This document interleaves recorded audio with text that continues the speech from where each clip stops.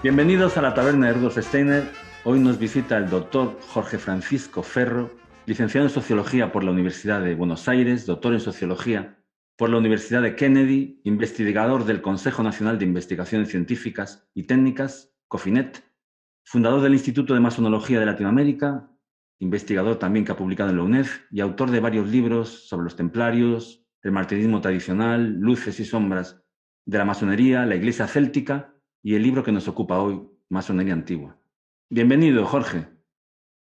Muchas gracias, Oscar. Es un gran placer y un honor estar en este espacio. Bueno, que espero que sea interesante y trataré de dar las mejores respuestas y las más claras con respecto a las preguntas que vayan surgiendo. Seguro, seguro. Además es un tema bastante desconocido, el tema de la masonería operativa, y creo que muy importante, sobre todo por cómo tú lo tratas.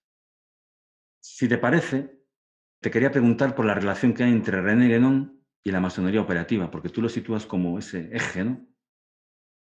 Sí, en realidad la trayectoria, digamos, de René Guénon ha sido señera en muchos aspectos.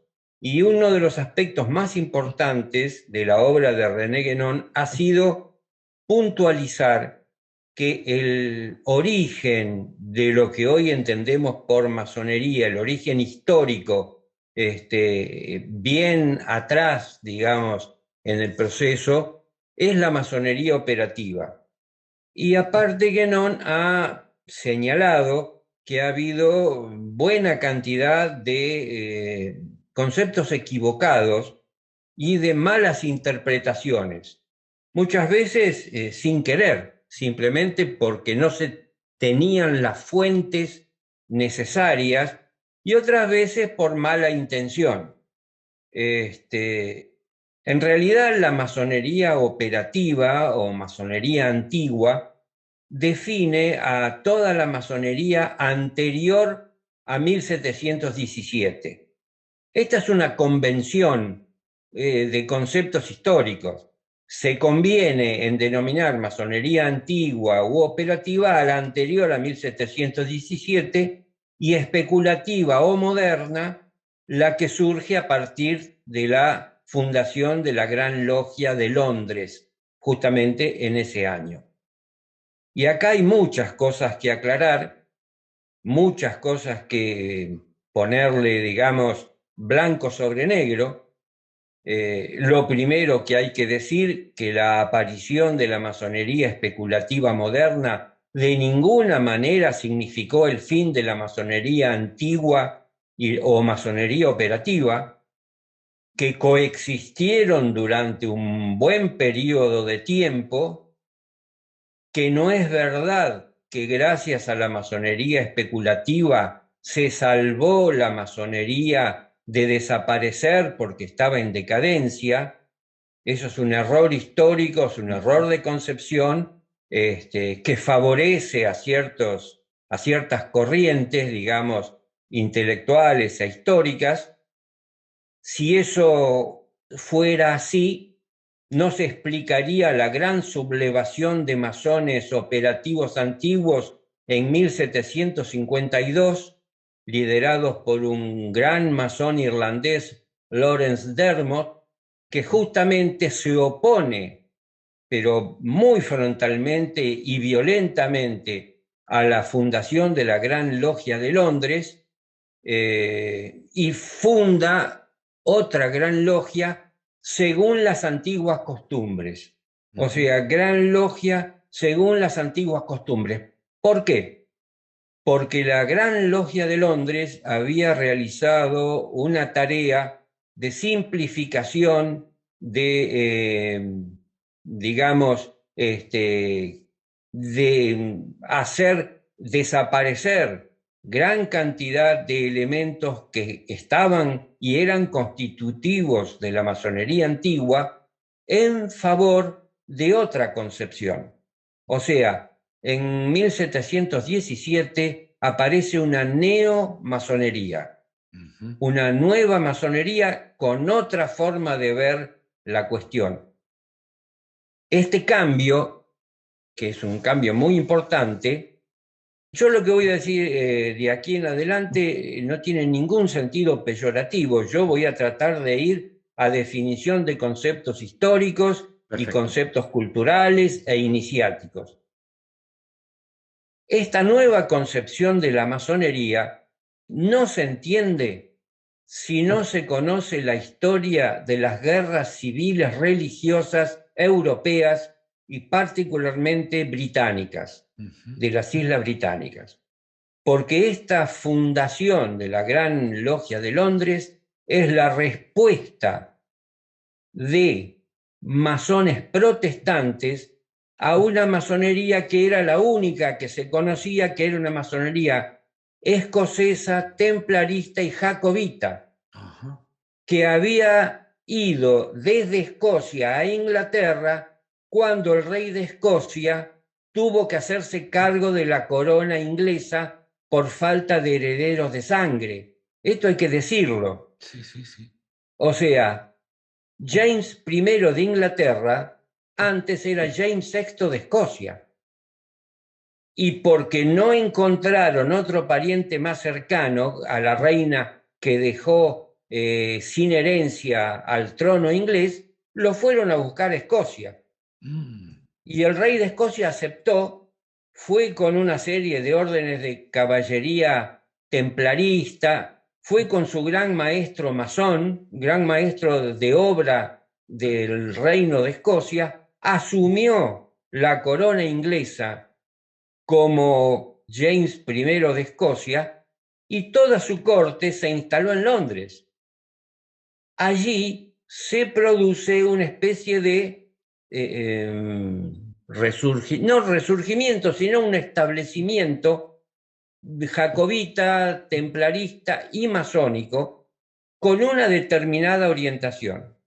Ahora, esto inscripto en las guerras civiles entre protestantes y católicos generaba un problema muy serio.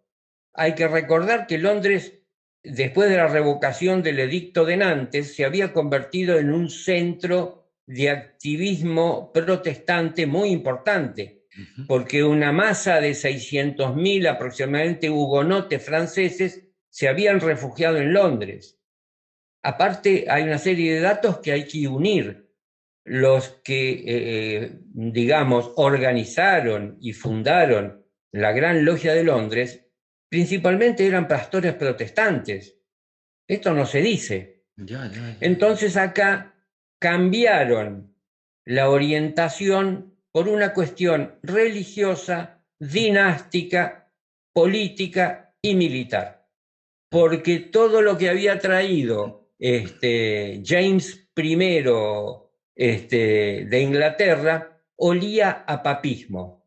Eso es como se decía en aquel tiempo. Olía a papismo, porque eran logias masónicas, órdenes de caballería, conventos, etcétera, etcétera, que los protestantes no lo toleraban eso. Y entonces, ¿qué hacen? Crean otra masonería a su uso y costumbre.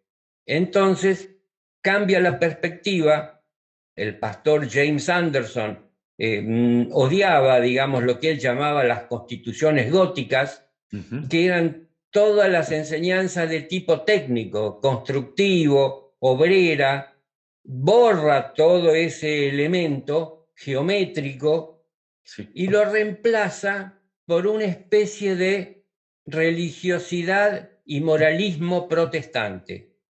De hecho, la masonería inglesa hoy en día se autodefine como un sistema de moralidad, no como una orden iniciática. Después, forzados los acontecimientos, tuvo que ir adoptando un cambio, incorporando la palabra iniciático y demás. Pero básicamente Anderson ve a su nueva masonería como un grupo, un gentleman club, un club de caballeros intelectuales, miembros de la baja nobleza o de la nobleza, pero impregnado con el moralismo protestante. Por eso la masonería inglesa se leen textos bíblicos y demás, que con el transcurso de los siglos hoy para algunos masones le parece un anacronismo, Sí, sí. particularmente para los masones liberales, laicistas, que esa es la rama continental de la masonería, Ya, ya. Tú has es dicho la una rama palabra, francesa. ajá, has dicho una palabra muy importante, que es la palabra iniciación. Es decir, Sí, bueno, ¿qué significa? No sé si sabes la etimología, me imagino que sí, ¿verdad? La- sí, la- sí, por pues, si, supuesto. si nos la puedes explicar, porque me parece muy interesante lo que Bueno, significa la la palabra palabra iniciación. iniciación proviene obviamente de ignitium, de comienzo, y dentro de las doctrinas iniciáticas, el comienzo de la iniciación es un nuevo nacimiento. O sea, los ritos iniciáticos propenden a que el candidato considere que tiene un nuevo nacimiento. Ujú, De hecho, los hindúes llaman dvipas a los iniciados, que quiere decir nacido dos veces, ujú. porque uno se considera el nacimiento carnal y otro el nacimiento espiritual a través de los ritos iniciáticos. Entonces, esa concepción es borrada por una concepción que yo diría más bien es de una religiosidad y y de una moral propia del protestantismo. Reitero que esto no es peyorativo, esto es dato, no es Sí, opinión. sí, sí, sí. Entonces, sí, Sí, sí. No, sigue, sigue, no te preocupes. No, porque te iba a preguntar una cosa, y es que esa iniciación está regida en la masonería antigua por lo que tú llamas el principio metafísico que está representado por el nombre divino El Shaddai, ¿verdad? sí, exactamente. Ahí hay una cuestión muy interesante que, en fin, es muy difícil de explicar, pero ocurre que la lengua hebrea, la palabra El Shaddai, tiene se sabe que las letras en hebreo tienen valor numérico. Sí, la gematria, sí. Y exactamente, y como en el árabe también y Sí. demás. El valor numérico de la palabra El Shaddai en hebreo es 345, o sea, 345, que es justamente el valor de las aristas del triángulo pitagórico. Ajá. Ese triángulo que es generado sobre la Tierra o generado de alguna manera nos proporciona un ángulo recto. O sea, con un procedimiento material o manual, teniendo los valores 3, 4, 5, se obtiene un ángulo recto. Este era uno de los secretos constructivos más importantes en toda la historia de la construcción universal, porque era un secreto técnico. Ujú. De hecho, los indios aymaras acá en Sudamérica también lo conocen y sus construcciones también se basan en el triángulo 3, 4, 5. ¿De dónde proviene ese conocimiento? Bueno, es un gran signo de interrogación. Ahora bien, esa misma palabra, el Shaddai, si se le quita el artículo el, nos queda Shaddai. Y el valor de Shaddai es 314, el Mm, valor del número pi. Como esto, hay varios ejemplos en la lengua hebrea. ya, ya. Se sabe que el árbol sagrado de la masonería es la acacia. Bueno, el valor numérico de la palabra acacia es 314. Ujú. Y como esto, hay muchos.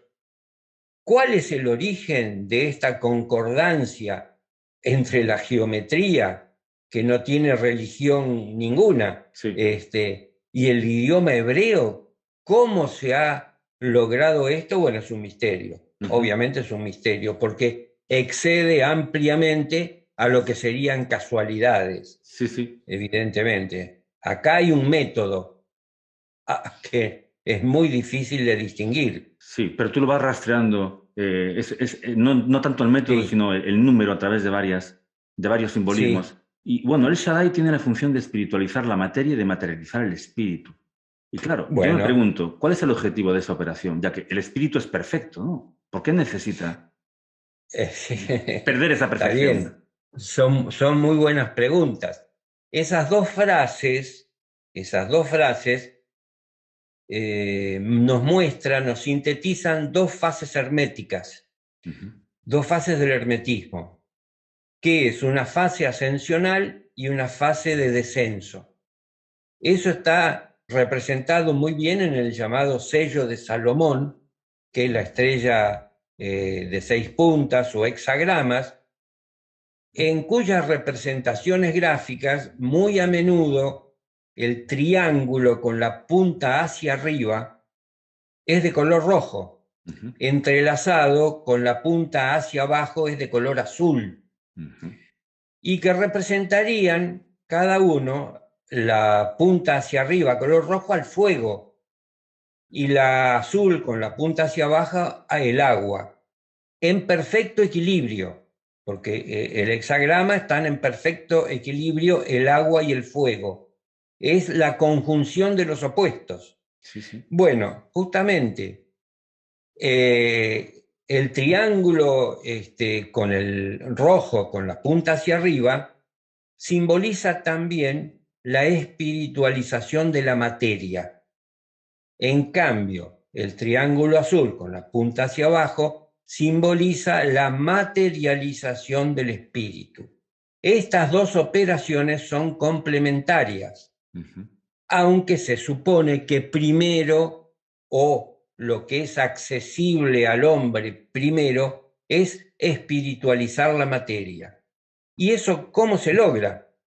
Bueno, eso en la orden real de Jeredón de Quilvinin está muy claro, porque en el ara central está hecha de madera, de metal, de telas, de cera de abeja, o sea, todos los elementos que están en el ara son materia espiritualizada. ¿Y qué quiere decir la espiritualización? Se le da significado a la materia.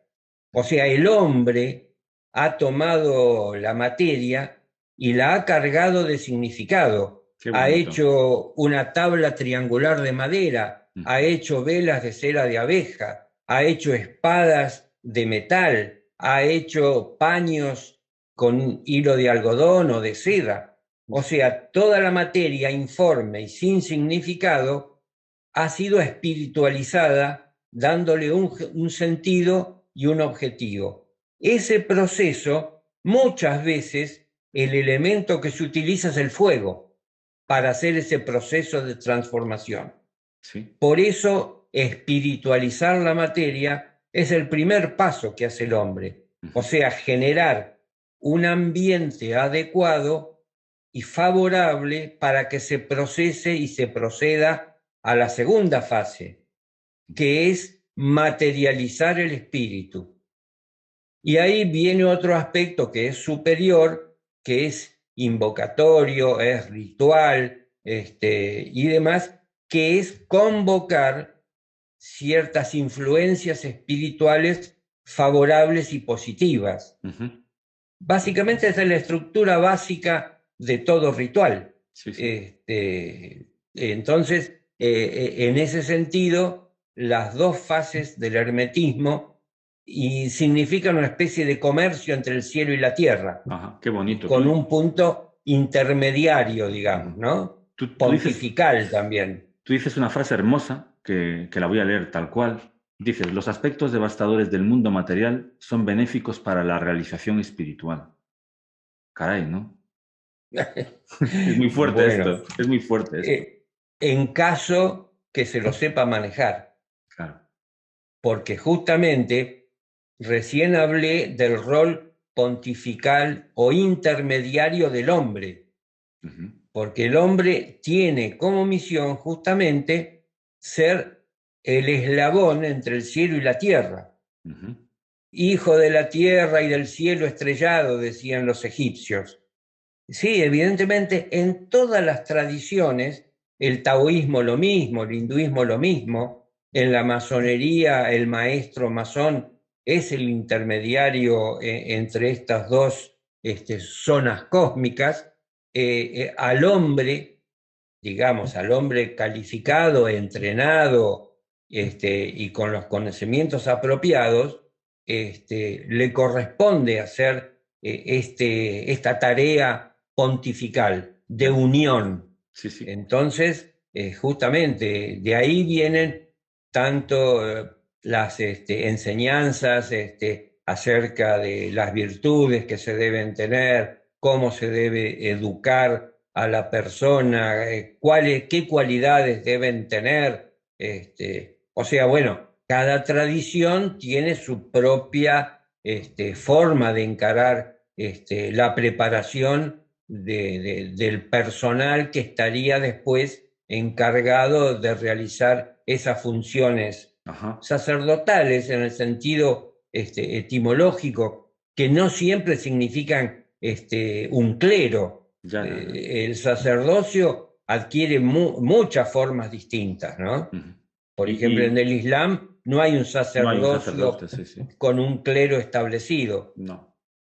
Sí, sí, sí. como existe en el cristianismo, como existía en el judaísmo. Ujú. Tú en tu libro hablas de Cristo como el encargado de, también cito literalmente, de recapitular los estados intermedios de la manifestación y los superiores del ser. Eh, Exactamente. Bueno, si tomamos a Jesucristo como representación del hombre perfecto, sí, justamente lo que decía, su misión es unir todos los aspectos de la manifestación, desde el inferior hasta el más alto. Por eso descendió a los infiernos, claro. porque tenía que empezar a recapitular todos los estadios, pasar por el estado humano y superar el estado humano. Porque aquí es importante conocer la doctrina iniciática. La doctrina iniciática indica que no se puede negar algo existente por más que sea pernicioso. Exacto. Si se lo niega, se corre el mismo riesgo que cuando hay una infección, no se destapa el grano, no sale la infección afuera y permanece. Claro. Entonces, las formas de purificación son distintas también. Una es por exceso y otra por defecto.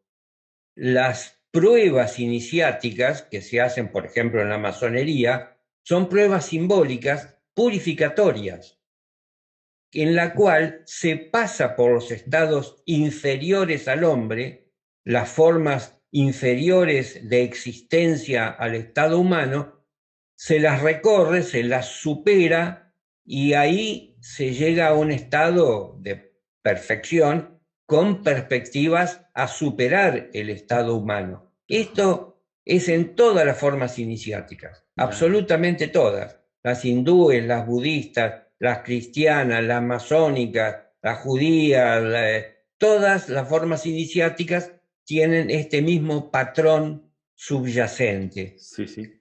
que son Y, las purificaciones, las pruebas, los juramentos de fidelidad, ujú. y luego el conocimiento que se le da en grados al iniciado. Ajá. Y la operatividad de todo este proceso, dices tú en el libro que la operatividad de Al Shaddai la marca el ángel Metatrón, que tú lo relacionas con Iaoel, con Elías, con Micael y Sí, con sí. Al-Jadir.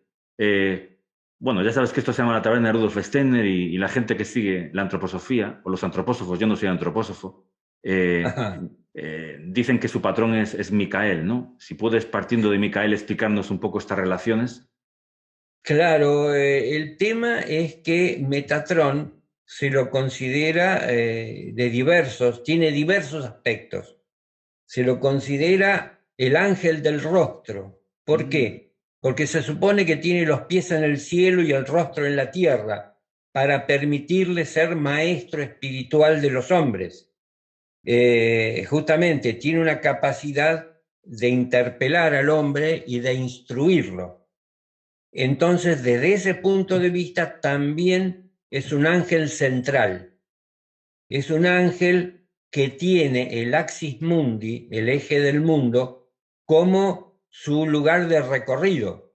ujú. Es un ángel que está, digamos, tomando o perteneciente a todos los estados de la manifestación.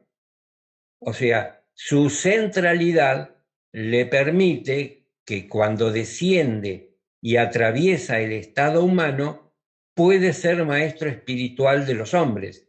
Pero luego desciende y asciende porque es justamente Metatrón es el llamado vehículo del Shaddai, del Todopoderoso. Sí. Y digamos que justamente el Todopoderoso, el Shaddai, es un nombre de Dios, es un aspecto de Dios, que es el aspecto constructor de Dios.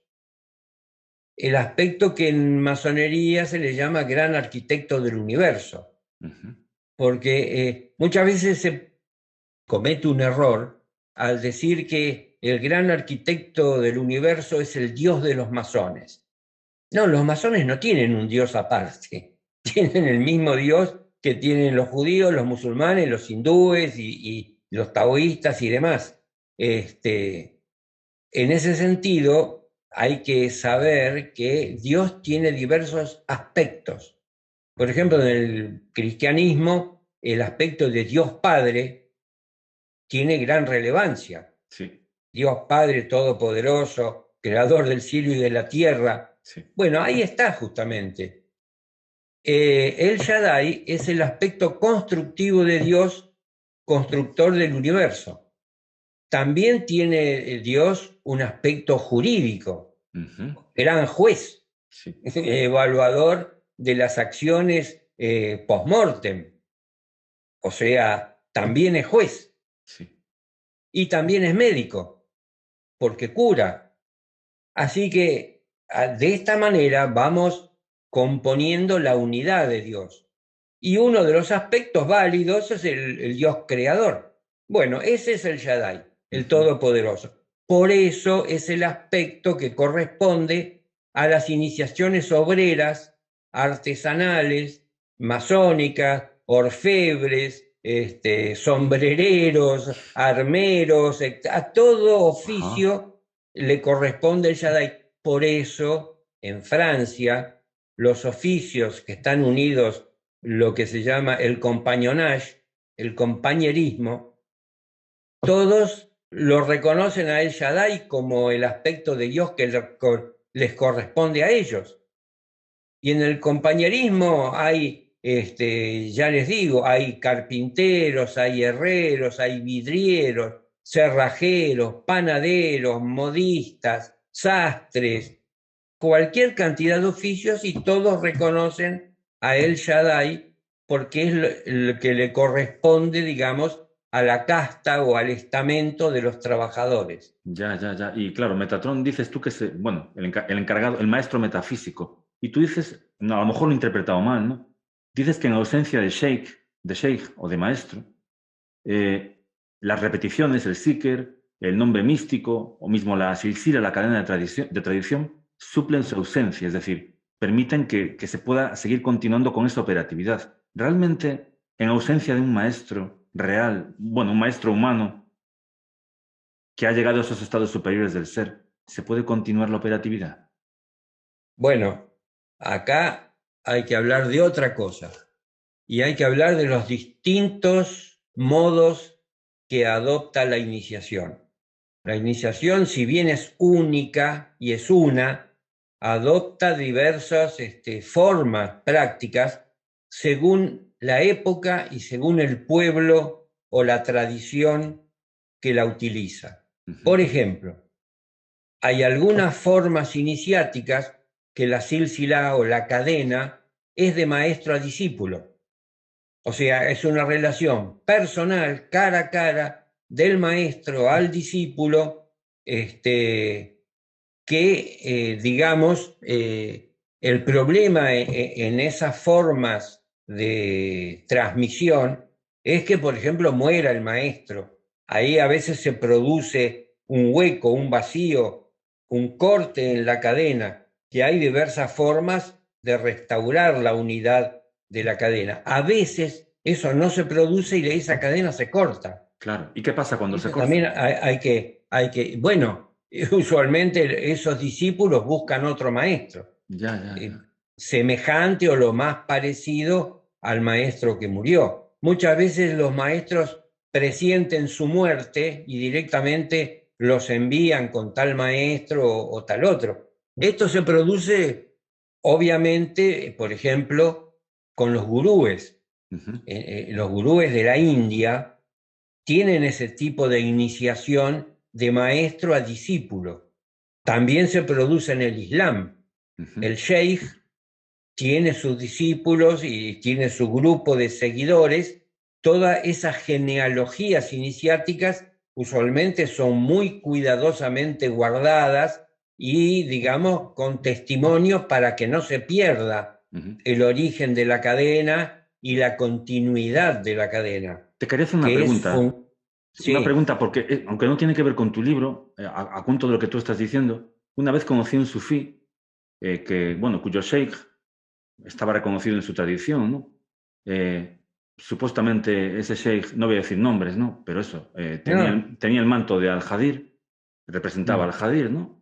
Sí, sí, sí, Y sí. por lo que sé Manto verde. Sí, el manto verde, exactamente. Y por lo que sé se corrompió, lo cual también está a la orden del día. Sí, Y suele entonces pasar, sí. un discípulo, solo un discípulo, pues de alguna manera se enfrentó al sheikh y bueno, intentó poner luz sobre eso que estaba Sí. sucediendo y bueno, consecuentemente pues lo expulsaron, ¿no?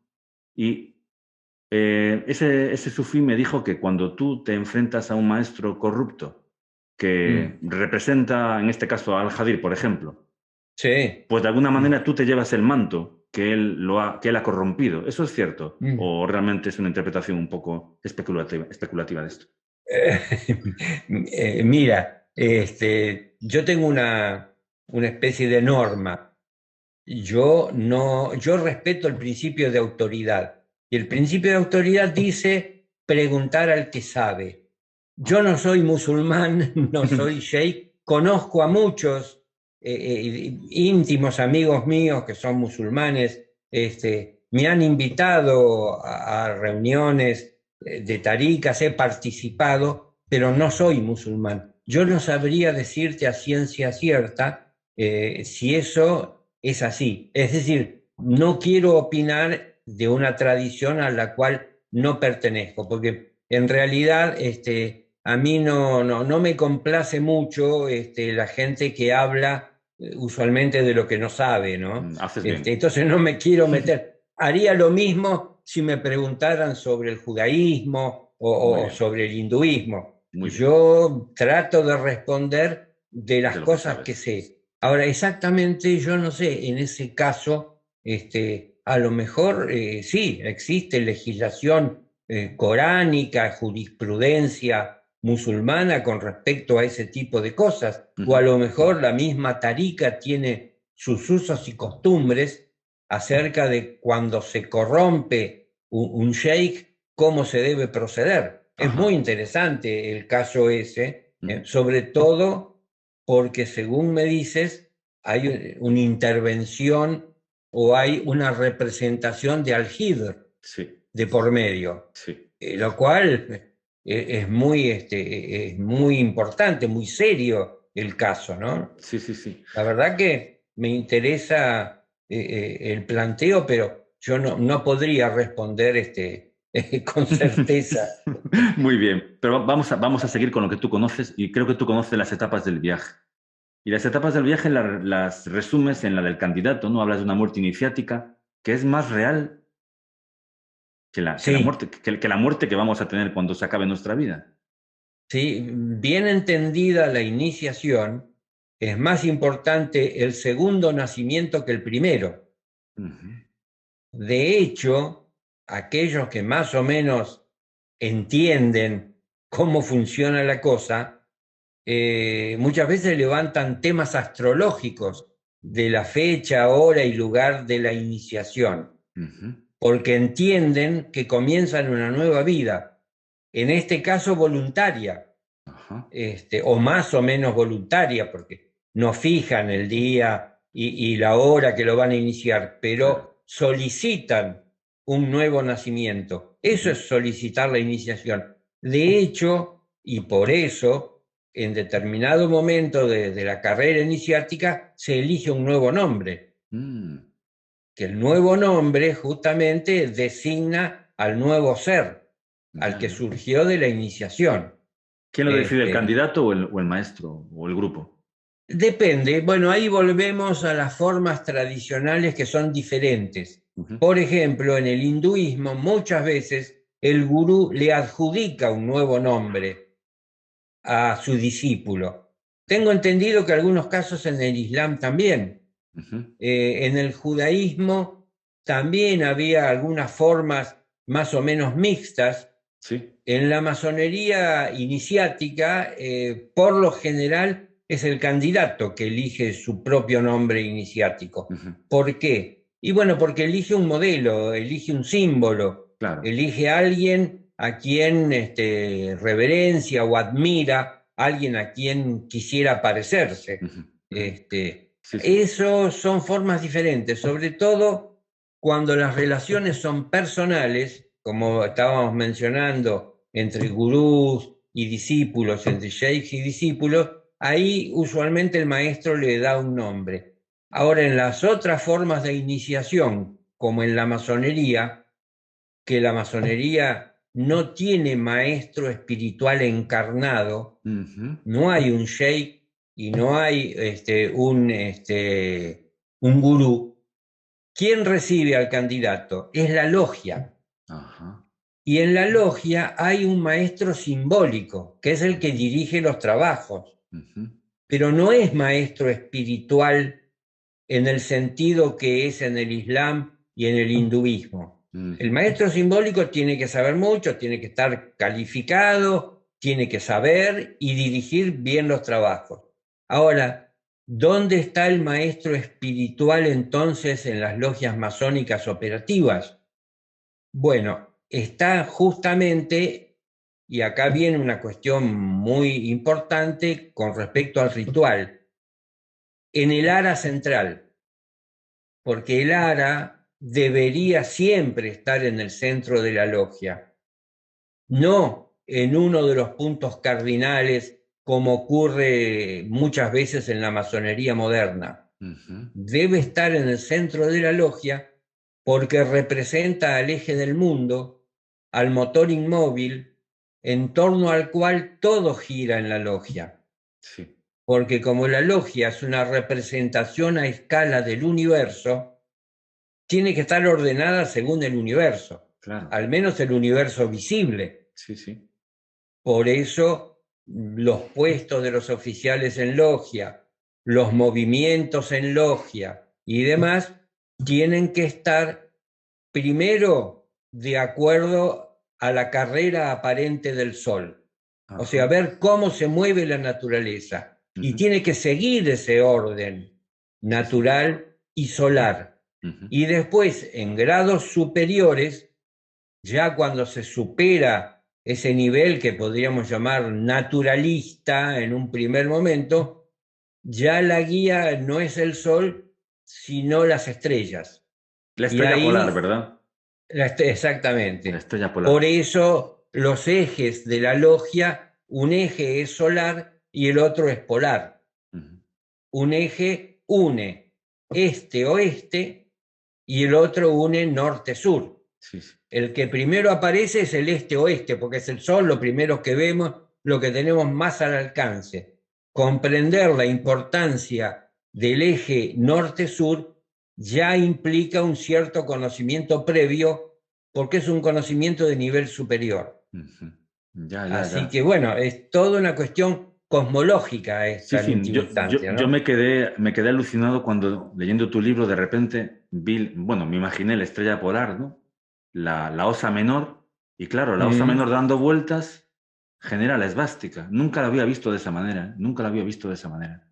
Claro, bueno, por eso en la masonería operativa, la esvástica es, digamos, el símbolo del maestro, que no tiene nada que ver, obviamente, con las Sí. aplicaciones políticas del siglo XX, porque hay que saber que la esvástica está formada por 4 escuadras de albañil de proporción 3, 4, 5. Entonces, la esvástica tiene un significado constructivo. Y de hecho, ha habido muchas interpretaciones equivocadas y extrañas acerca de la esvástica. En realidad, la esvástica simboliza el polo terrestre, particularmente la influencia del polo sobre la Tierra. y gira, obviamente, gira y su centro está centrado en el eje del mundo. Y ese es el sentido real y auténtico de la esvástica. Ya, ya. Y que los brazos estén en un sentido o estén en otro, tampoco importa, porque uno corresponde al hemisferio norte y otro al hemisferio sur. Claro. Ustedes en el hemisferio norte, el sol sale por el este. Sí. ¿Y después a dónde va? Al sur. El Ecuador les queda al sur. Claro. A nosotros el Ecuador nos queda al norte. Entonces, en las logias operativas, al sur del Ecuador, se gira en el sentido contrario, o se debería girar en el sentido contrario de las logias del hemisferio norte. Ya. Y a cada uno de esos giros le corresponde una representación gráfica de la esvástica diferente. Sí, sí. Leyendo tu libro, claro, uno está acostumbrado a pensar, bueno, en el rosacrucismo, que Cristo pues está representado por el sol, ¿no? Y uno parece que el sol es el máximo, la meta más elevada a la que podemos llegar. Y claro, hay estrellas más elevadas, ¿no? En este caso la estrella polar. Bueno, ¿Qué ser espiritual representa la estrella polar? y bueno, representa el punto fijo. Nosotros siempre tomamos como referencia la Divina Comedia de Dante. Es verdad En que la tú me Divina dijiste, Comedia de sí, sí, Dante está representado todo. todo, sí, sí, sí. Exactamente, está todo el ciclo iniciático, está representado, y Dante lo dice, llegando a la mitad del camino de la vida, tenía 33 años, estaba perdido en una selva, y entonces, ¿qué hace? Comienza el mismo camino que Jesucristo, hace la revisión de todos los círculos infernales, del menos grave al más grave, así, de esa manera, va conociendo y va expurgando todos los vicios, todos los pecados y demás. Es un descenso purificatorio el que hace Dante, que es igual al que hizo Jesucristo. Bueno, lo toma de ahí, evidentemente, Dante. Y es equivalente al proceso iniciático universal. Y después, ¿qué hace? Llega al punto más bajo. Se encuentra con Satanás. Ya, ya. Y entonces, ¿qué hace? Está Satanás en el centro de la tierra, Dante comienza a trepar por el cuerpo de Satanás, Caray. llega a la cintura de Satanás, llega a su ombligo, ¿y qué hace? Invierte las polaridades, pone su cabeza donde estaban los pies y los pies donde está su cabeza. Y a partir de ese momento comienza a ascender. Se terminó el descenso y comienza a subir Dante. Y entonces, ¿qué hace? Llega a la superficie de la Tierra nuevamente y dice, vi 4 estrellas, 4 luces santas. Es evidentemente la Cruz del Sur, que Dante no debería conocer, porque todavía no se había descubierto. Y a partir de eso, Dante se encuentra con la montaña del Purgatorio, que tiene 7 círculos en vez de 9. Sube a todos esos 7 círculos del Purgatorio, ¿y dónde llega? Al paraíso terrenal. Dante llega al paraíso y ahí, estando en el paraíso, representa al hombre perfecto, porque justamente está en su sitio originario. Sí, sí, El sí. paraíso era el sitio original del hombre. Y bueno, Muchas después de gracias. eso, No, muchas gracias por sacar el tema de la Divina Comedia, que sí, me había olvidado. Tú me habías dicho en una ocasión que la Divina Comedia era, vamos, la clave del esoterismo occidental, vamos. Sí, sí, sí. esoterismo occidental, cristiano Cristiano, y sí, sí. también pagano, porque Dante incluye elementos precristianos en la Divina Comedia. Has hablado varias veces de la palabra purificación, ¿no? Y si te parece, vamos a entrar en el martinismo, porque tú dices que Martínez de Sí, Pasquali tuvo la misión de injertar la doctrina gnóstica y teúrgica, la teurgia operativa, en la masonería. Y claro, sí. tal como tú lo explicas, el sistema de Martínez de Pasquali, no sé muy bien si es una teurgia o es exorcismo, puro y duro. Es un planteo muy, muy interesante el que estás diciendo, y hay que aclarar algunas cosas. Martínez de Pasquali no llegó a terminar su sistema, el sistema de Martínez de Pasquali quedó inconcluso por su muerte prematura. Esto hay que estar atento y hay determinados elementos que no fueron fijados debidamente. Muchos quedaron un poco a interpretación de los discípulos, y eso generó también algunas cuestiones doctrinarias.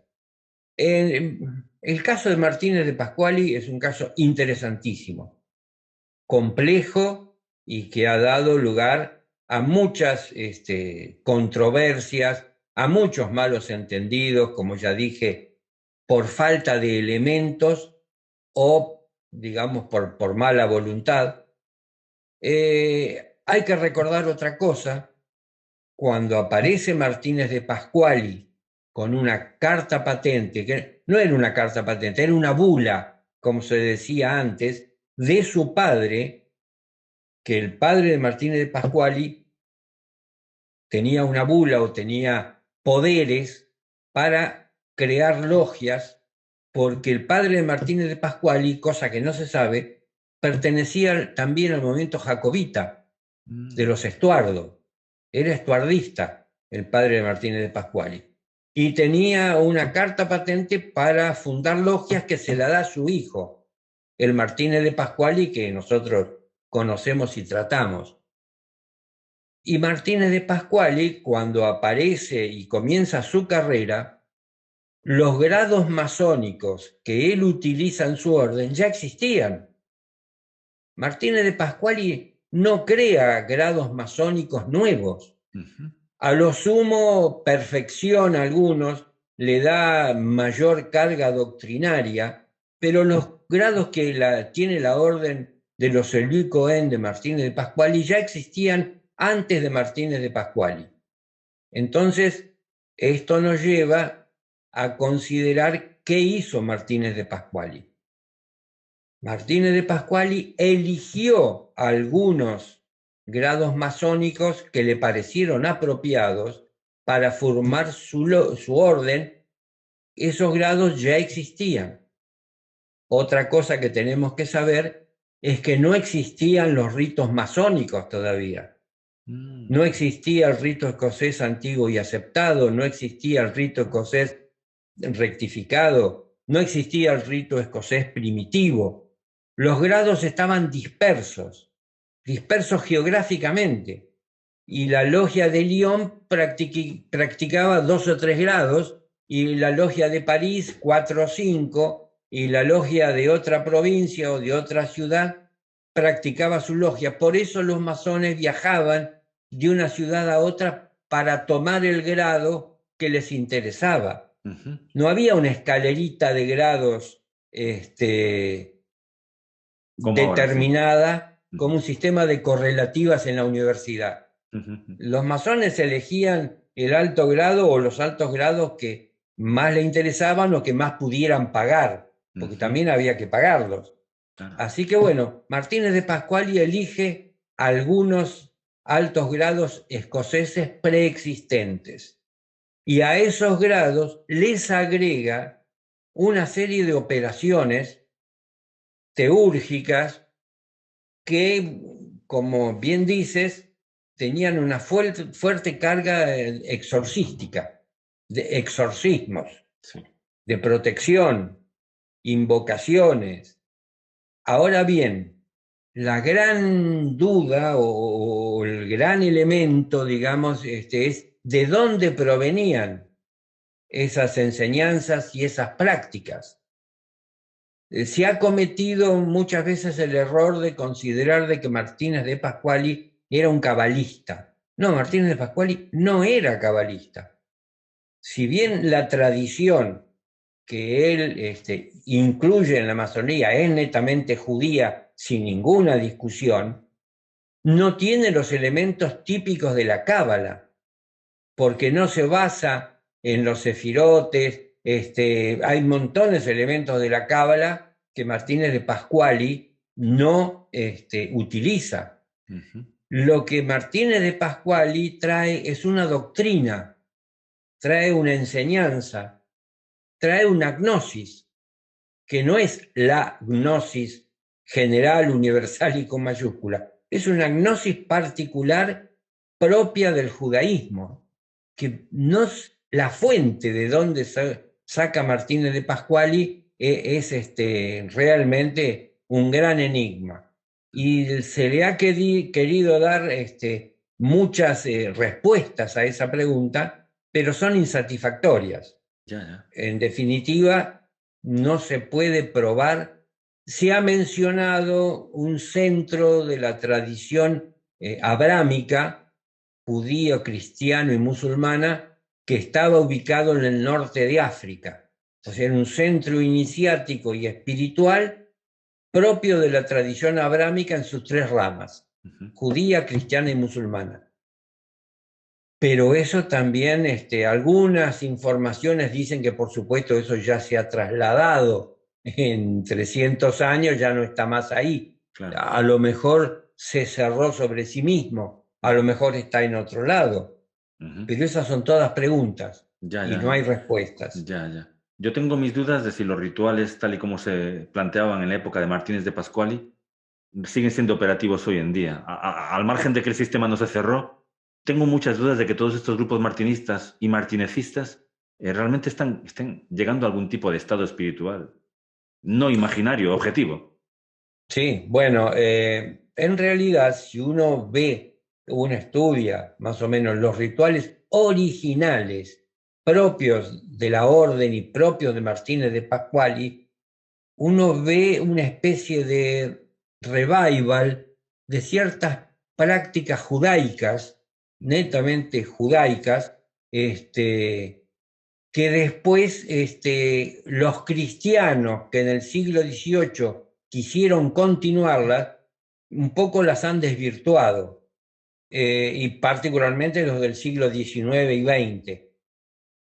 Te refieres a Papus, Porque ¿verdad? Te refieres a Papus concretamente. sí, me refiero a Papus y incluso un poco antes de Papus, porque esos rituales eran netamente judaicos y todavía se ve que eran partícipes de la antigua alianza en el tipo de sacrificio que hacían. Se sacrificaba el cordero todavía para esos rituales, cosa que los martinistas actuales yo dudo que lo hagan. O sea, los rituales originales de Martínez de Pascuali tienen una exigencia que hoy en día es dificilísimo poder realizar. Además, hay otra cosa que no se dice y que no se dice porque, en fin, hay intereses, a mi juicio, es que las consagraciones individuales que realizó Martínez de Pascuali se cortaron. No hay ninguna noticia ni ningún dato que esas consagraciones que hizo don Martínez de Pascuali con algunos de sus discípulos se haya mantenido hasta hoy en día. El hijo de Martínez de Pascuali, que tenía un hijo, al cual, según la tradición, le confirió todas las consagraciones y las autorizaciones necesarias, desapareció durante la Revolución Francesa. Entonces se perdió la pista. Ya, ya. Y las tentativas de reconstitución de esa tradición o de esas consagraciones, al carecer de una cadena continuada de seres humanos vivientes, es inválida, porque no transmite nada. Sin embargo, a partir de eso se han creado gran variedad de órdenes martinistas, martinecistas y demás, muchas veces ya con otra orientación, con una especie de sublimación hacia la mística cristiana, Sí. pero distinta de la línea original de Martínez de Pascuali, que era realmente a veces medio difícil de entender en este siglo XXI, y en el XX también. La línea o la intención de Martínez de Pascuali era judeo-católica, Ujú, no judeo-protestante, ujú. porque, cosa que no se dice, Martínez de Pascuali pedía la conversión al catolicismo de los protestantes para poder ser iniciado. Ujú. ¿Por qué? Porque se supone que los católicos estaban más habituados y conocían la liturgia católica que era necesaria para después ese tipo de actividad de invocaciones, de exorcismos y demás, que el protestantismo no tenía y había dejado de lado. Ya, ya, ya, ya. Entonces, hay muchas cosas que no se dicen, que no conviene decir, pero bueno, llega el momento que hay que ponerse los pantalones largos, ver cuál es la situación en que estamos y decir a calzón quitado, bueno, esto es así, esto es asado, esto se puede, esto no se puede, y esto es una muy buena intención, pero no sale más de una buena intención.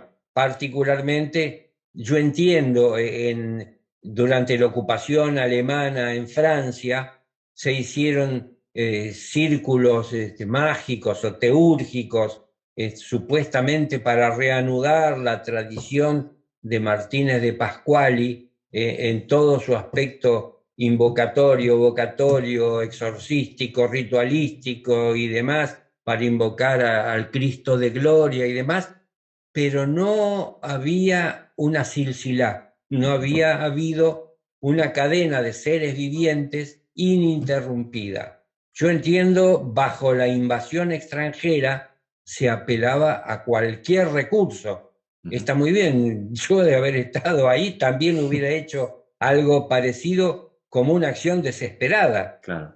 pero lo cual no quiere decir que desde el punto de vista iniciático lo tomemos como válido, No, además, porque le faltaba un elemento que era la transmisión viviente. ujú. Sí, sí, sí, Eso, magia ceremonial, y puede ser. Ahora, teurgia efectiva, yo ahí dudo. difícilmente. No, además, por suerte, tenemos los rituales de la masonería operativa, que yo me he emocionado Sí, leyéndolos, los que tú describes en la parte final de tu libro. Lo primero, sí, claro, dices que se cogen escenas, ¿no? Del Nuevo Testamento, por ejemplo, los pescadores, ¿no? Y entonces, pues los pescadores atraviesan, es decir, toman ese oficio y lo convierten en algo sagrado. Hay una frase que dices que me encanta, dice, el ritual operativo se apoya en su coherencia interna. Claro, eso sí. suple esa silsila, ¿verdad? Esa coherencia interna, ¿no? Bueno, la cuestión es la siguiente. Los oficios tradicionales, pescador, herrero, carpintero, albañil, constructor, herrero, lo que sea, pueden servir de soporte para iniciaciones particulares. ¿Por qué? Porque el proceso productivo sigue el mismo proceso de creación del universo. O sea, hay un mismo patrón. Lo que pasa es que como se aplica a campos distintos, parecen cosas diferentes. Sí, sí. Pero la tarea de un herrero, la tarea de un escriba, que escribe letras sobre papel blanco con tinta negra, también son formas constructivas que deben someterse al patrón de la construcción universal. Entonces, por eso ciertos, digamos, oficios sirven, los particularmente creativos y productivos, como soporte o base para una iniciación. Ujú. Este, Lamentablemente hay otros oficios que no. Claro, Eh, no pueden ser, sobre todo los oficios modernos. claro. Este, ¿Cómo podemos un iniciar a cambista alguien? Sí, sí. de rieles de tren y podría servir, un maquinista, pero Un programador de informática, ¿cómo sería? sí, también lo tenía pensado. En fin, es difícil, es difícil. Pero mantienen su operatividad, esos rituales antiguos, esos rituales de Y oficios. en tanto el oficio se mantenga, sí, Ya, en ya. ¿Cómo tanto el sería? oficio, y por ejemplo, para la masonería, Ujú. es, es muy difícil hoy en día hacer una construcción artesanal, Claro. porque la construcción es industrial y en serie. Sí. Sin embargo, aquellos arquitectos que trabajan en forma individual están más cerca de eso, pero por lo general el arquitecto que surge de la Facultad de Arquitectura no está en contacto con los materiales, no trabaja con los materiales. Y ahí a él le falta un elemento fundamental que es la relación cerebro-mano, que se está perdiendo, Sí. porque toda la actividad es cerebral, estudio, cálculo, bla, bla, bla, bla. Pero el artesano trabaja con las manos. Entonces, en las órdenes iniciáticas, masónicas, operativas, se le pide un mínimo de actividad manual.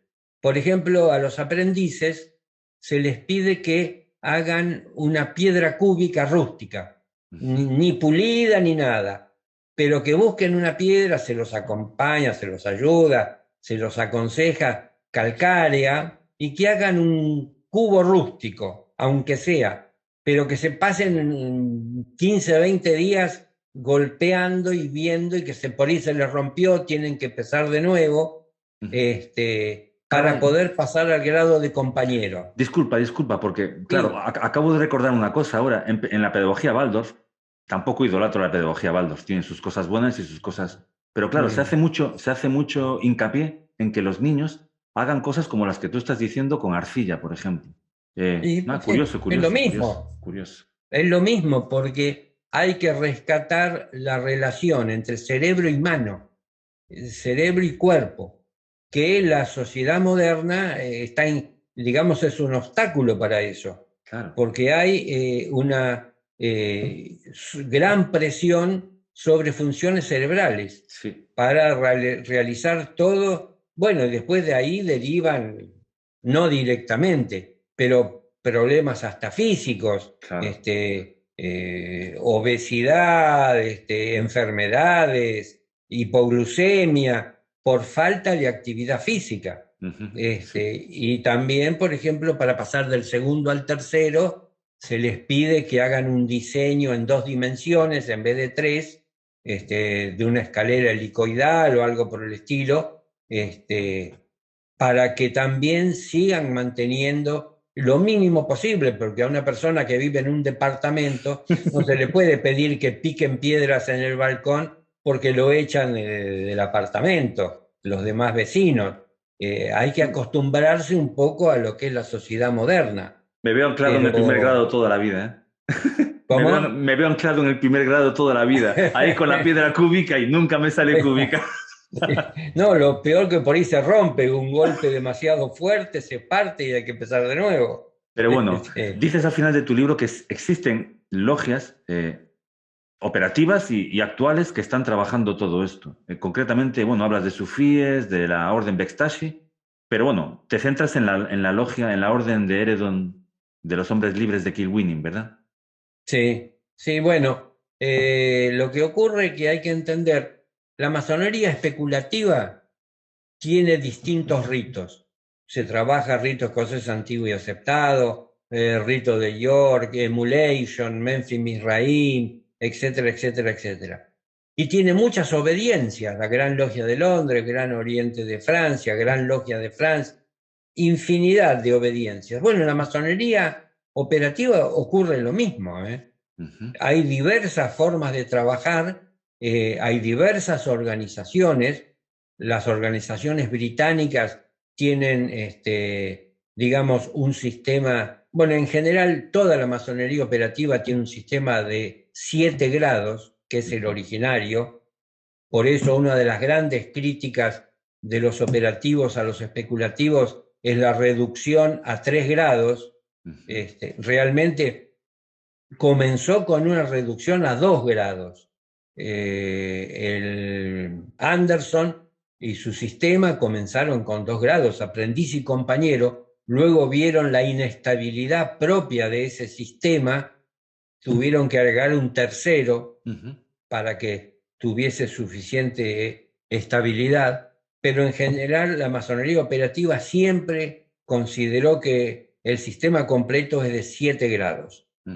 Entonces, y los distintos grados son los estadios en que pasa la piedra bruta hasta convertirse en la piedra cúbica, apta para ser incluido en el muro para donde está destinado. Y cada logia o cada estado simboliza una modificación y un cambio. Y siempre se consideraron 7 los grados de la masonería operativa. Que tú describes en tu libro, además, con bastante detalle.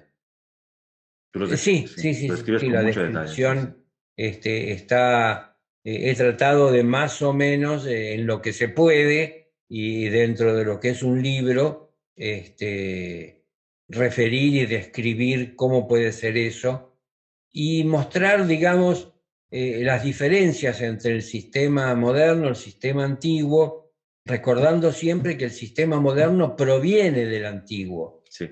O sea, en cierto momento hay un corte, hay un cisma, sí. Y el cisma ese de 1717 implicó una gran pérdida de conocimientos, de doctrinas, de prácticas, de grados, y llegó un momento tal que la lucha entre masones operativos y masones especulativos duró casi 80 años en las Islas Británicas. Y violentamente, con enfrentamientos, peleas, algunos muertos y demás, hasta que la situación era tan insoportable que 2 gremios en Inglaterra se peleen de esa manera que la corona los obligó a unirse. Ajá. Los obligó a unirse y ahí surge la unión de 1813, The Act of Union, y de ahí surge la Gran Logia Unida de Inglaterra, que es la que existe hoy en día. O sea, la Gran Logia Unida de Inglaterra se fundó en 1813 en virtud de la unión de los ancients, de los antiguos, y los modernos. Por en una taberna. imposición. En una taberna, ¿no? No, eso fue la creación de la primer gran logia especulativa. Sí, sí, sí. Esto se hizo ya en salones, no sé si de la corte o algo, porque ya tenían bastante preponderancia las dos obediencias. Y digamos que en esa unión, triunfaron, entre comillas, los antiguos, porque impusieron a los modernos retornar en cierta medida a las prácticas antiguas. Particularmente, la piedra de toque en esa pelea fue el llamado arco real. El arco real era un grado, y es un grado muy importante dentro de la masonería, que los modernos lo habían rechazado totalmente, no lo aceptaban, no lo querían, era muy complicado el ritual, no les interesaba eso, ellos preferían leer la Biblia y comer y tomar antes que la información técnica. Eso no querían saber nada. Ahí, digamos que es reincorporado o es retomado el arco real por presión de los antiguos, pero el sistema ya estaba descalabrado. El daño ya estaba hecho. Y si bien se reconstituyen algunas cosas, lo más importante de la masonería operativa quedó disperso, quedaron aislados en algunas regiones, en algunas ciudades y demás, porque hay que decirlo que en Gran Bretaña hay multitud de organizaciones masónicas que no son la Gran Logia Unida de Inglaterra. Está la Gran Logia de Maestros Masones de la Marca, que tiene grados caballerescos, templarios. Por ejemplo, la Masonería de la Marca, que es la columna vertebral del trabajo masónico, quedó fuera del sistema de 3 grados, lo dejaron afuera. Había quedado el arco real también, lo lograron reintroducir, pero ya el sistema dejó de funcionar, ¿no? Sin embargo, las organizaciones operativas continuaron existiendo, a pesar que tuvieron grandes bajas en la Primera Guerra Mundial, porque murieron muchos de sus miembros y demás, continuó, se logró mantener, digamos, la existencia de algunas logias y ahora últimamente, a fines del siglo XX, está teniendo un resurgir realmente muy, muy importante, no solamente en Gran Bretaña, en Francia, en Italia, en Israel, en la India, Nueva Zelanda, Australia, Sudamérica también. Así que, bueno, tengo entendido que en España también hay un Sí, assemblage sí. operativo. La Orden de Eredon es una logia operativa, ¿verdad? La Orden de Sí, Eredon sí, es una logia sí, operativa. Y sí, también actúa en orden España, creo, real. ¿no? ¿Cómo? Actúa en España Sí, también, ¿verdad? sí, sí, sí, hay una logia en España. La Orden Real de Geredón de Kilwinning es un caso particular, digamos, de las diversas formas de encarar la cuestión, porque es de alguna manera híbrida, es masónico-caballeresca. Ajá. En cambio, estas que estaba mencionando antes son exclusivamente obreras. O sea, Ah, todo el sistema es totalmente obrero y de trabajadores. En cambio, la orden de Jeredón de Kilwinning tiene en sus 5 primeros grados resumidos los 7 que tiene la masonería obrera. Y en el sexto y séptimo tiene el capítulo caballeresco. ujú, muy bien, sí, sí. Entonces es obrera y caballeresca. Y la cuestión es la siguiente. En la masonería de 7 grados, hay 3 grados de compañeros diferentes. No hay un solo grado. Y en la Orden Real de Jeredón de Kilwinning, esos 3 grados se dan en una sola vez, como un Ujú, solo grado, que es larguísimo, obviamente, porque es la unión de 3 grados diferentes de compañeros, ujú, que son el compañero del oficio, el compañero de la marca y el compañero constructor. ujú. Y dos preguntas O un poco naif o un poco ingenuas por mi parte. La primera, esta orden de Géredon, varios historiadores de la masonería han cogido, es decir, han, han ido picando de aquí y de allá, ¿no? Han unido varios eslabones de un sistema y han hecho esta orden, ¿no? Como quien hace un juego de rol. Disculpa si, claro, no lo digo de manera no, está peyorativa. bien. Y la No, está segunda, bien. y la segunda, Eh, ¿ha producido algún iniciado la masonería operativa? Es decir, perdón, algún iniciado. Una vez que llegas al séptimo grado, ¿en qué se diferencia alguien que llega al séptimo grado de una persona que no entra en una orden operativa? bueno. Ahí hay bastantes cosas para hablar. La masonería operativa en sus distintas variantes ha conservado lo que la masonería especulativa ha olvidado completamente y perdido, que son los métodos de realización espiritual. Los métodos de realización espiritual que bastantes masones modernos especulativos que leyeron a Guénon se desesperaron Sí, y buscando el método de realización espiritual, tuvieron que apelar a copiar métodos de los más variados. claro. Algunos apelaron a copiar lo que sería una ronda de dhikr musulmana, Sí, otros a la meditación hindú, sí. otros a lo que se les ocurría digamos, meditaciones o disciplina que podría ser un monasterio cristiano. Sí. En realidad, picaron en todos los lados donde pudieron buscando algo que no tenían, porque el origen de la masonería especulativa fue justamente eso, rechazar toda esa herencia ritual, operativa e iniciática. Ujú. No lo encontraban porque no lo tenían. Y la Sus orden de Herdon, ancestros, ¿por qué la tiene? ¿Por qué lo tiene?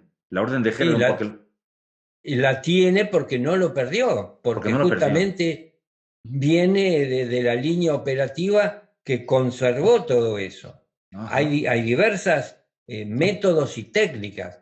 Y aparte, bueno, la orden de Géredon, en sus grados más altos y superiores, digamos, también tiene un método, digamos, masónico rosacruciano, alquímico, al cual no era ajeno Rudolf Steiner, porque Rudolf Steiner participó también en una especie de revival que se produjo, digamos, antes, durante y después de la Primera Guerra Mundial, por instancia que lo mencionaste, la Orden Bektashi. Ah, no sabía eso. Por instancia de sí, de la Orden Bektashi, sí, no sabía nada de Sí, esto. sí, sí, sí, sí, No sabía claro, nada de porque esto. la Orden Bektashi en su momento, quizá por su cercanía con Occidente y demás, y había tráfico y conocimiento, se dieron cuenta que la masonería había perdido su rumbo, la masonería occidental había olvidado lo que estábamos hablando, su verdadero sentido, y envió de alguna manera una misión de algunos masones occidentales que fueron instruidos en Turquía y reenviados a Occidente. Y de ahí, particularmente en Alemania, surge un revival, un movimiento del cual pertenecen, bueno, ya te digo, Rudolf Steiner, Krumheller, Franz Hartmann y demás, que participaban en logias masónicas occidentales que practicaban este método que los Bektashi le decían, esto es lo que ustedes perdieron, Los esto es lo que Bektashi, les falta a ustedes. ya, ya. Ahora, ese movimiento, yo no sé si tuvo más o menos éxito, porque después vinieron regímenes que persiguieron a la masonería, vino la Segunda Guerra Mundial, hubo una gran dispersión. Acá en Sudamérica tuvimos ecos de algunos de ellos que vivieron acá, como Krumheller. Sí, sí. De la Fraternidad Bueno, y Rosacruz los Antigua, sí. discípulos de Rudolf Steiner acá en Argentina y en Sudamérica hay muchos. Ahora, Sí. yo ignoro si esos discípulos tuvieron acceso a eso que sí tuvo Rudolf Steiner en su momento. Lo dudo Bueno, porque, lo dudo porque todo eso. Rudolf Steiner no sé por qué. De hecho, en la primera entrevista de esta taberna de Rudolf Steiner, entrevistamos a un arabista español y bueno, se nos vetó en varios canales de antroposofía porque parece que no les gustó que dijéramos que Goethe era musulmán. Antes de morir se reconocía como musulmán. Y el mismo Steiner siempre ha renegado de lo que es el arabismo y lo que es el sufismo, porque para él este tipo de vías eliminaban o borraban el yo. Y claro, él busca de alguna manera fomentar un yo fuerte, ¿no? Sí, Con lo cual, genial que hayas dicho esto, porque, bueno, es un eslabón que no tenía en cuenta yo, sí, sí. claro, bueno, ahí también muchas veces hay que tener cuidado con las necesidades humanas y las interpretaciones humanas y elegir entre una forma u otra, cuando en realidad las formas son más o menos aptas para determinados tipos de gente. O Ah, sea, las formas iniciáticas que se basan en la individualidad y la expanden y la corrigen y demás, como aquellas que lo niegan, no es que una sea buena y la otra mala, es que una se aplica para cierta clase de gente y la otra para otra clase de gente. ujú, Eso es un problema, digamos, típico de la mentalidad religiosa y no iniciático-esotérica, ujú, porque la realidad iniciático-esotérica debe incluir el todo, claro, no una parte. claro. Claro que cuando pones en contacto dos partes distintas se pelean. Entonces, ahí, bueno, por eso justamente la vía iniciática es la puerta estrecha. Claro. Es para algunos que le interesa un poco el todo, especialistas en generalidades, Ujú. que le interesa ver los puntos de contacto entre las distintas tradiciones antes que ver los puntos de divergencia. Pues sí, pues sí. Son dos, es lo que los hindúes llaman el darsana, el punto de vista. Si cambias de punto de vista, cambia tu realidad. Claro, claro, claro. Pues mira, ya para finalizar esta entrevista que me ha aclarado muchísimas cosas y me ha enseñado mucho, te quería hacer una pregunta muy concreta. Sí, Cómo es una persona realizada? Me imagino que conocerás a alguien que está realizado a través de estos rituales operativos. Esa es la operatividad de un ritual, ¿no? Producir personas realizadas. sí, sí, sí, sí. Lo que pasa es que, ¿cómo es una persona realizada? Estamos tan lejos en el mundo actual de estar realizados. Te digo algunos datos. En su momento a Guénon le dijeron que era un Rosacruz. Ujú. Y les dijo, ¿pero qué me están diciendo?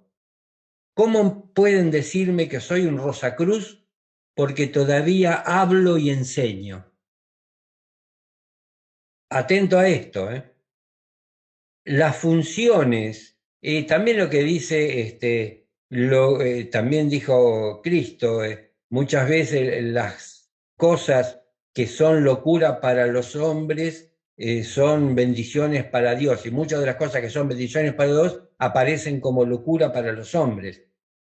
Los, digamos, grandes iniciados o, digamos, aquellos individuos que tienen la máxima actividad interior y la mínima actividad exterior, muchas veces son repudiados por la sociedad. Entonces, un altamente realizado que vive en otro mundo, estando en este, que vive en realidades superiores, es rechazado y a veces atacado por la sociedad. Hasta ahora nosotros aquí, te digo, en Argentina, y lo que a mí me circunda, no he encontrado altos realizados. He encontrado individuos que son realmente muy buenas personas, que tienden a no intervenir demasiado en los acontecimientos, que son benéficos por su mera presencia, Sí. y eso podrían ser síntomas que, bueno, son individuos más o menos perfeccionados, pero no son el hombre perfecto. Yo, ejemplo mira, ni siquiera a Dante ni a Guénon los Claro. tomo como habiendo cumplido los misterios menores, ni siquiera a ellos dos. ¿Algún ejemplo histórico?